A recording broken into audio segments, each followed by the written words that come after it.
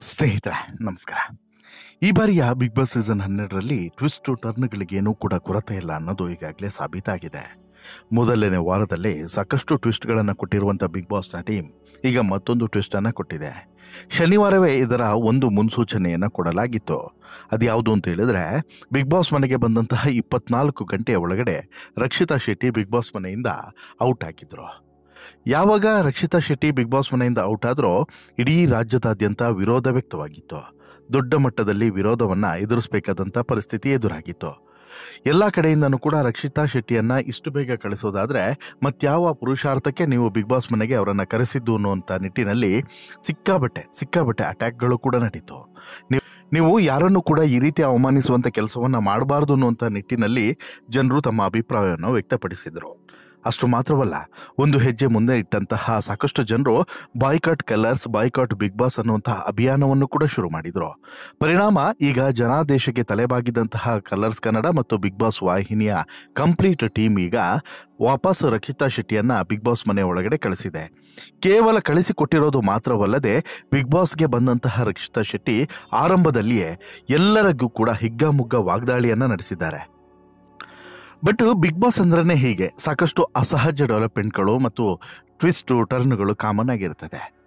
ಎಲ್ರಿಗೂ ಕೂಡ ಗೊತ್ತಿರುವಂತೆ ಕಳೆದ ವಾರ ಬಿಗ್ ಬಾಸ್ ಸೀಸನ್ 12 ಆರಂಭ ಆಯಿತು. ಆರಂಭ ಆದಂಥ 24 ಗಂಟೆ ಒಳಗಡೆ ರಕ್ಷಿತಾ ಶೆಟ್ಟಿ ಹೊರಗಡೆ ಹೋಗಿದ್ದಾಗ ಸಹಜವಾಗಿ ಕನ್ನಡಿಗರು ಕೆರಳಿಕೆಂಡವಾಗಿದ್ರು.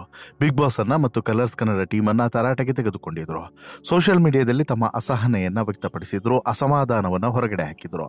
ಮನೆಯೊಳಗೆ ಬರೋದಕ್ಕೆ, ಮನೆಯಾಚೆ ಹೋಗೋದಕ್ಕೆ ಮಾನದಂಡಗಳು ಇರಬೇಕು ಅಂತ ಹೇಳಿ ಒಂದಷ್ಟು ಆಕ್ರೋಶವನ್ನು ಹೊರಗಡೆ ಹಾಕಿದ್ರು.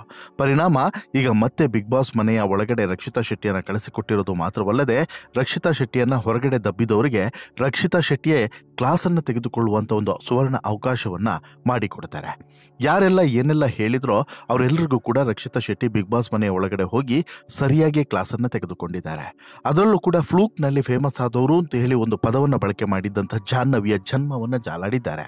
ಯಾರು ಕೂಡ ಫ್ಲೂಕ್ನಲ್ಲಿ ಫೇಮಸ್ ಆಗೋದಕ್ಕೆ ಸಾಧ್ಯವೇ ಇಲ್ಲ. ತಾನು ಮಾಡಿದಂಥ ಕೆಲಸ ಏನು, ತಾನು ಮಾಡಿದಂತಹ ಸಾಹಸಗಳೇನು, ತಾನು ಮಾಡಿದಂಥ ಪ್ರಯತ್ನಗಳೇನು ಎಲ್ಲವನ್ನು ಕೂಡ ಪಿನ್ ಟು ಪಿನ್ ವಿವರಿಸಿದ್ದಾರೆ. ಜೊತೆಗೆ ಇಲ್ಲಿ ಯಾರೂ ಕೂಡ ದೊಡ್ಡವರಲ್ಲ, ಯಾರೂ ಕೂಡ ಚಿಕ್ಕವರಲ್ಲ, ಯಾರೂ ಕೂಡ ತುಂಬ ಪಾಪ್ಯುಲರ್ ಅಲ್ಲ, ಯಾರೂ ಕೂಡ ಡೀಮ್ ಗ್ರೇಡು ಕೂಡ ಅಲ್ಲ. ಯಾರನ್ನೇ ಆದರೂ ಕೂಡ ಈ ರೀತಿ ಅವಮಾನಿಸುವಂಥ ಮೊದಲು ಆಲೋಚನೆ ಮಾಡಿ ಎನ್ನುವಂತಹ ಒಂದು ಖಡಕ್ಕಾದಂಥ ಉತ್ತರವನ್ನು, ಅದರಲ್ಲೂ ಕೂಡ ತನ್ನ ವಯಸ್ಸಿಗೆ ಮೀರಿದಂಥ ಉತ್ತರವನ್ನೇ ರಕ್ಷಿತಾ ಶೆಟ್ಟಿ ಕೊಟ್ಟಿದ್ದಾರೆ. ಜೊತೆಗೆ ನಿಮ್ಮ ಹಣೆಬರ ಏನು, ನಿಮ್ಮ ಮುಖವಾಡಗಳೇನು, ನಿಮ್ಮ ಆಲೋಚನೆಗಳೇನು, ನಿಮ್ಮ ದೃಷ್ಟಿಕೋನಗಳೇನು ಅನ್ನೋದನ್ನು ಕೂಡ ಇಲ್ಲಿ ಎಳೆಯಾಗಿ ರಕ್ಷಿತಾ ಶೆಟ್ಟಿ ಬಿಚ್ಚಿಕೊಟ್ಟಿದ್ದಾರೆ. ಅಸಲಿಗೆ ಇಂಥದ್ದೊಂದು ಕೆಲಸ ಆಗಬೇಕು ಅಂತಲೇ ಈ ರೀತಿ ಮಾಡಿದ್ರಾ ಅನ್ನುವಂಥ ಪ್ರಶ್ನೆಯೂ ಕೂಡ ಎದ್ದಿದೆ. ಕಾರಣ ಏನು ಅಂತ ಹೇಳಿದ್ರೆ, ಇಲ್ಲಿ ರಕ್ಷಿತಾ ಶೆಟ್ಟಿಯನ್ನು 24 ಗಂಟೆ ಒಳಗಡೆ ಹೊರಗಡೆ ಕಳಿಸುವಂತಹ ಯಾವ ಆಲೋಚನೆಯೂ ಕೂಡ ಬಿಗ್ ಬಾಸ್ಗೆ ಆರಂಭದಲ್ಲಿ ಇರಲಿಲ್ಲ. ಆದರೆ ಬಿಗ್ ಬಾಸ್ ಮನೆಯ ಒಳಗಡೆ ಇರುವಂತಹ ಪ್ರತಿಯೊಬ್ಬರ ಬಂಡವಾಳವನ್ನು ಕೂಡ ಬಯಲು ಮಾಡಬೇಕು, ಮುಖವಾಡವನ್ನು ಕಳಚಬೇಕು ಅಂತ ಹೇಳಿದ್ರೆ ಇಂಥದ್ದೊಂದು ಕೆಲಸ ಆಗಬೇಕಾಗಿತ್ತು. ಆ ಕೆಲಸವನ್ನು ರಕ್ಷಿತಾ ಶೆಟ್ಟಿ ಬಹುಶಃ ಮಾಡಿದಂತೆ ಕಾಣಿಸ್ತಿದೆ. ಇನ್ನು ರಕ್ಷಿತಾ ಶೆಟ್ಟಿ ಯಾರನ್ನೆಲ್ಲ ಇಲ್ಲಿ ಹೀಯಾಳಿಸಿದ್ದಾರೆ, ಕಾಲೆಳೆದಿದ್ದಾರೆ ಮತ್ತು ಕ್ಲಾಸನ್ನು ತೆಗೆದುಕೊಂಡಿದ್ದಾರೆ ಅಂತೇಳಿ ಕೇಳಿದ್ರೆ ಪ್ರತಿಯೊಬ್ಬರನ್ನು ಕೂಡ ಕ್ಲಾಸ್ ತೆಗೆದುಕೊಂಡಿದ್ದಾರೆ. ನೋಡಿ, ಸ್ಪಂದನ ಮತ್ತು ಮಾಳು ಇವರಿಬ್ಬರ ನಡುವೆ ನನ್ನನ್ನು ತೂಕಕ್ಕಿಟ್ಟು ನನ್ನನ್ನು ಹೊರಗಡೆ ಹಾಕೋದು ಅಂತ ಹೇಳಿದ್ರೆ ನಿಮಗೆ ನನ್ನ ಬಗ್ಗೆ ಏನು ಗೊತ್ತಿದೆ, ಎಷ್ಟು ನನ್ನ ಬಗ್ಗೆ ಅರಿವಿದೆ? ಏನೂ ಕೂಡ ಅರಿವಿಲ್ಲದೆ ಒಬ್ಬರನ್ನ ಈ ರೀತಿ ಡಿಗ್ರೇಡ್ ಮಾಡೋದು ಎಷ್ಟು ಸರಿ ಎನ್ನುವಂತಹ ಪ್ರಶ್ನೆಯನ್ನು ಕೂಡ ಕೇಳಿದ್ದಾರೆ. ರಕ್ಷಿತಾ ಶೆಟ್ಟಿ ಕೇಳಿರುವಂಥ ಪ್ರತಿಯೊಂದು ಪ್ರಶ್ನೆಗೂ ಕೂಡ ಯಾರ ಬಳಿಯೂ ಕೂಡ, ಬಿಗ್ ಬಾಸ್ ಮನೆಯಲ್ಲಿರುವಂಥ ಯಾವ ಸ್ಪರ್ಧಿಯ ಬಳಿಯೂ ಕೂಡ ಉತ್ತರವೇ ಇರಲಿಲ್ಲ. ಯಾರೂ ಕೂಡ ರಕ್ಷಿತಾ ಶೆಟ್ಟಿಗೆ ಉತ್ತರವನ್ನು ಕೊಡುವಂತಹ ಮನಸ್ಸು ಕೂಡ ಮಾಡೋದಕ್ಕೆ ಸಾಧ್ಯವಾಗಲಿಲ್ಲ. ಯಾಕಂತೇಳಿದ್ರೆ ಉತ್ತರ ಕೊಡುವಂತಹ ನೈತಿಕತೆಯನ್ನು ಕೂಡ ಅವ್ರು ಯಾರೂ ಕೂಡ ಉಳಿಸಿಕೊಂಡಿಲ್ಲ ಅನ್ನೋದು ಕೂಡ ಸತ್ಯ. ಇನ್ನು ನಾನು ಹೋಗುವಾಗ ಎಲ್ಲರೂ ಬಂದು ನನ್ನನ್ನು ಸಮಾಧಾನ ಮಾಡಿದ್ರು. ಯಾರೂ ಕೂಡ ನನ್ನ ಪರವಾಗಿ ದಿಟ್ಟವಾಗಿ ನಿಲುವನ್ನು ತೆಗೆದುಕೊಳ್ಳಲಿಲ್ಲ ಅನ್ನುವಂಥ ಬೇಸರ ಸಹಜವಾಗಿ ರಕ್ಷಿತಾಗಿದೆ. ಆ ಬೇಸರವನ್ನು ರಕ್ಷಿತಾ ಸಹಜವಾಗಿ ಹೊರಗಡೆ ಹಾಕಿದ್ರು. ಹಾಗಾದರೆ ಬಿಗ್ ಬಾಸ್ನಿಂದ ಹೊರಗಡೆ ಹೋದಂತಹ ರಕ್ಷಿತಾ ಇಷ್ಟು ದಿನ ಎಲ್ಲಿದ್ರು ಅನ್ನೋದ್ರ ಬಗ್ಗೆನೂ ಕೂಡ ಈಗ ರಿವೀಲ್ ಮಾಡಲಾಗಿದೆ. ರಕ್ಷಿತಾ ಶೆಟ್ಟಿ, ಸ್ಪಂದನ ಸೋಮಣ್ಣ, ಮಾಳು ಅವರು ಬಿಗ್ ಬಾಸನ್ನು ಪ್ರವೇಶ ಮಾಡ್ತಾರೆ ಅಂತಿಮ ಭಾಗದಲ್ಲೇ. ಈ ಶೋದಲ್ಲಿ ಇಬ್ಬರು ಇರಬೇಕು, ಒಬ್ಬರು ಔಟ್ ಆಗಬೇಕು ಅಂತೇಳಿ ಹೇಳಿದಾಗ ಸಹಜವಾಗಿ ರಕ್ಷಿತಾ ಅವರ ಹೆಸರನ್ನು ಈ ಮನೆಯವರು ಎಲ್ಲರೂ ಕೂಡ ತೆಗೆದುಕೊಳ್ತಾರೆ. ಚಿಕ್ಕವಳು ಅನ್ನುವಂಥ ಕಾರಣಕ್ಕೋಸ್ಕರ ಮತ್ತು ಫ್ಲೂಕ್ನಲ್ಲಿ ಫೇಮಸ್ ಆದವರು ಅನ್ನುವಂಥ ಕಾರಣಕ್ಕೋಸ್ಕರ ಈಕೆ ಹೆಸರನ್ನು ತೆಗೆದುಕೊಳ್ತಾರೆ.